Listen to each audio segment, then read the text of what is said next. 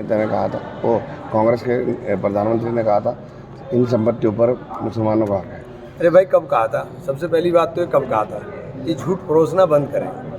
झूठ परोसते हैं कुछ नहीं। इसके अलावा देश के अंदर जो देश की संपदा है उसके ऊपर देश का हक है और देश के लोगों का हक है। उस पर अंबानी और अडानी को जो अधिकार दिए जा रहे हैं और जिस तरह से चंद लोगों को अमीर और बाकी सब लोगों को गरीब किया जा रहा है, उसके लिए कहा कि आर्थिक समानता होनी चाहिए देश के अंदर। देश के अंदर जो संपदा देश की थी उसको जिस तरह से बांट दिया गया अंबानी और अडानी के बीच में, उसके ऊपर कहा था, उसके ऊपर बात करें ना। आपने अडानी को और अंबानी की वेल्थ पिछले 10 साल के अंदर कहाँ पहुँचा दी? लोगों के पास खाने को रोटी नहीं बची और वो दुनिया के अमीर तरीन लोगों के अंदर शामिल हो गए। उसके ऊपर बात करो आप।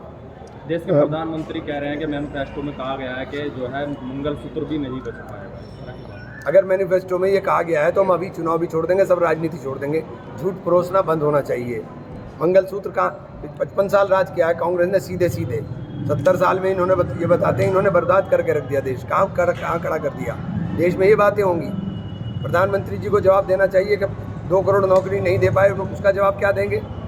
प्रधानमंत्री जी नौजवान बेरोजगार है उस पर बात नहीं करते, किसान बेहाल है उसके ऊपर बात नहीं करते, नारी के अपना रसोई चलाने के लिए परेशान है उस पर बात नहीं करते, व्यापारी अपना व्यापार चलाने के लिए परेशान है उस पर बात नहीं करते।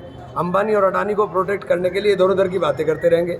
सारी संपदा अंबानी और अडानी को बांट दी गई, उनके ऊपर बात होनी चाहिए। सारे पोर्ट अंबानी और अडानी के पास चले गए, जो गैस बेसिन है वो सब उनके पास है।